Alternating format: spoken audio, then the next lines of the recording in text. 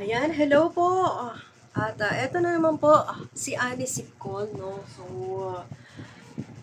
may re-reactionan po tayo ngayon, no? Na talagang nag-viral ito.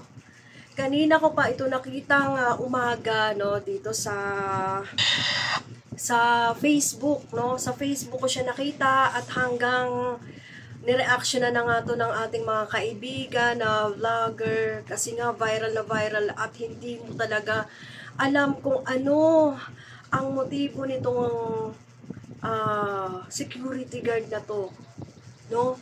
So nangyari po ito diyan sa Mega Mall, no? At konting kwento lang po. Kami po talaga ay laging dumadaan diyan sa SM Mega Mall dahil nga ako po ay laging pumupunta dyan sa Ortigas. No, dyan sa office na pinupuntahan ko, so alam niyo naman po na ako ay gumagamit ng Vita Plus. So dyan po ang opisina ng Vita Plus. So pag uwi namin ay dumadaan kami dyan sa SM Mega Mall. Dyan po sa may bandang labasan, sa may nakaharap sa highway ng papuntang EDSA, ay dyan po nakapwesto yung mga batang yan, no? Meron pa nga akong kinuha na bata dyan na nagbibenta nga, nagtitinda nga rin ng sampagita. Ano siya? Parang may dwarfism siya, yun, may lahi siyang ganun. At natuwa kami, at naka-uniform pa siya, siguro nag-aaral din ito, naka-uniform pa siya, then nag-aalok nga ng ng sampagita. Then nung may aktong kukuhaan ko na siyang ganun, sabi ko ay ang cute. Sabi ko ang cute ng bata. Kung tingnan mo friend, nagtitinda siya ng sampagita. So nahiya yung bata, kaya hindi ko na nilabas yung video yun dahil parang gumanon siya, ayaw niyang makuhaan. Hindi ko alam kung bakit ayaw niya makuhaan. Tapos sabi ko, bibili ako. Bibili ako ng sampagita mo kasi syempre maaawa ka dahil bata nga. So, hindi ko alam. May naglilikot sa aking isipan. Bakit itong mga batang to? Bakit gabi? Sa bagay, ang iniisip ko noon, pagkatapos kasi ng klase nila, so grabe, nagbibenta pa sila ng sampagita. So, wala kaming chance na makapag-interview doon sa mga bata. Bagkus ay, inanuhan na lang namin, nag-analyze na lang kami kung bakit sila nagtitinda. Ano ba to? Pinapatinda ba to ng mga magulang? Ano ba to? Kasi magaganda naman yung nila magaganda naman yung uniform nila mapuputi. Para bang may mga kaya-kaya naman sila. Ano ba to? Pinapatinda ng mga magulang? Or something na merong humahawak sa kanila. So yun,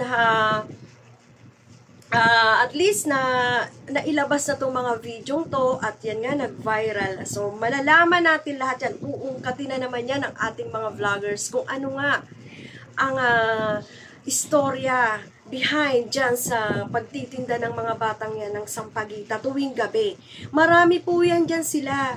So talagang maaawa ka at bibilhan mo talaga sila. No? So, eto na mga gwardyang ito, yan na nga, yung papaano natin yung video, pre-play natin yung video, no, na nangyari kanina, no.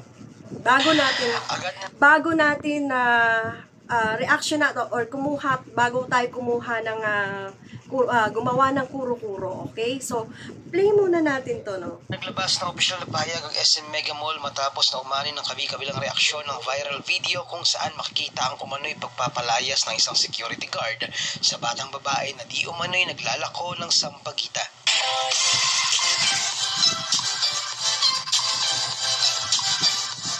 Sa viral video, makikita ang sikyo na di umano'y pinaalis ang batang naka-uniforme pa at may hawak na sinasabing nilalako nitong sampagita. Makikita ang tila ng laban ng bata at naghampas din ng makailang beses ang sikyo ng kanya umanong tinitinda. Gayunpaman, makikita rin sa video na tila umamba ng sipa ang sikyo at sinira pa nito ang mga sampagita. Ito umano ang inalmahan ng publiko. Samantala sa opisyal na pahayag ng SM, Ayan, no. So nakita natin parang nasipa niya. Ito yung ginamit, yung parang bukong-bukong, no, ng security guard. Ang nangyari diyan, hindi na nga kumikibo yung bata at talaga namang aalis na sana, 'di ba? Nakita nyo naman aalis na sana yung bata. Kaso ang akala siguro nung guardia ay galit yung bata or siguro nainis siya dahil nga ang tagal-tagal niyang pinapaalis ito. Matagal siyang nagmumosra-mosra doon na doon ka muna sa gilid. Pero yung ang ginawa kasi, ang may kasalanan talaga rito, bakit pa pinagdiskitahan ng gwardiya yung hawak-hawak niyang sampagita?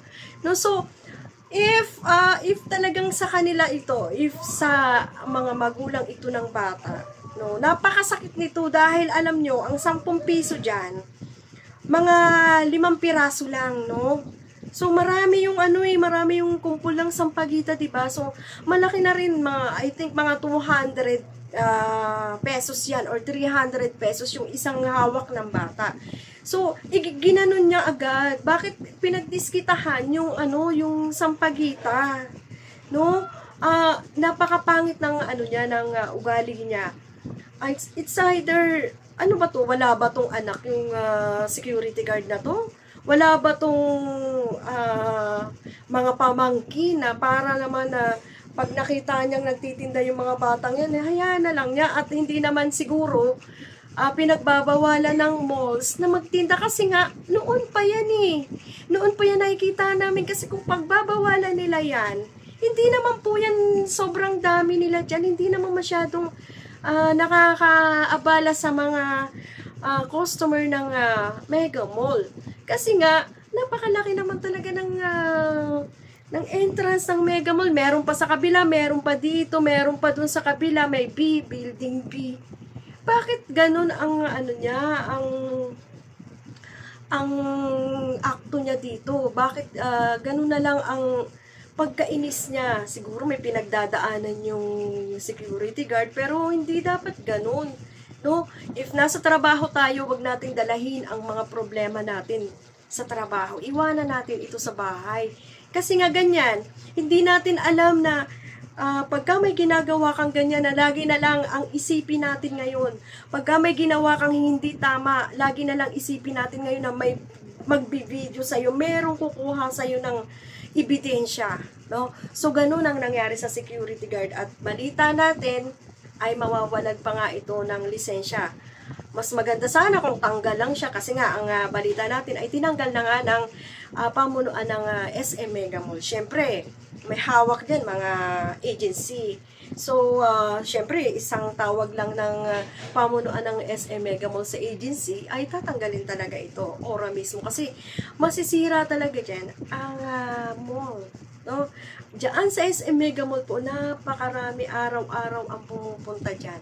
No? Kasi yan yung parang ang SM Mega Mall po kasi parang maganda siya. Hindi siya gaanong malaki. Hindi siya kagaya ng SM MOA na napakalaki, na napakalawak ng lalakaran mo. So, parang nakakapagod, di ba?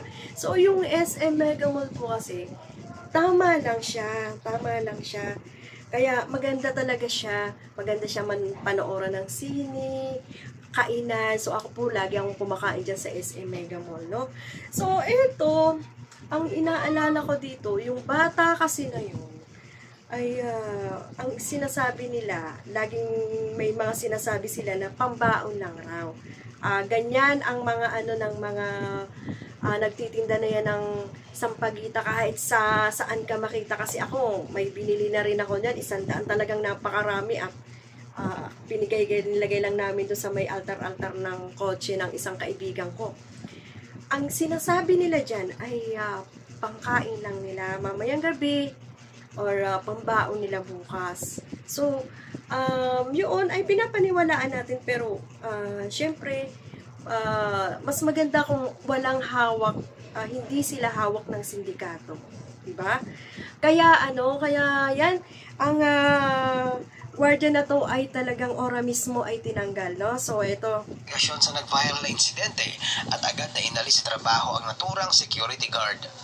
Narito ang kabuuang pahayag ng SM Mega Mall. We regret and sympathize with the young girl who experienced an unfortunate incident outside our mall. We have called the attention of the security agency to conduct an immediate and thorough investigation.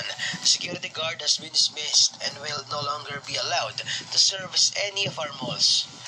Ayon pa sa pahayag, kinukondena umano nila ang ginawa ng CQ sa batang vendor. As SM Supermalls always promotes inclusivity for all, we strongly condemn this act committed against her. So yun, kinondem nga at yun nga ang masasabi ko lang dyan sa nangyari nga viral video na yan. Napakakawawa ng bata. At ang sakit-sakit nun kung ang tingin ko doon, kasi nga pinaghahampas niya halos sa lumaban siya sa security guard. Ang tingin ko doon ay sa kanya yung mga sampagita.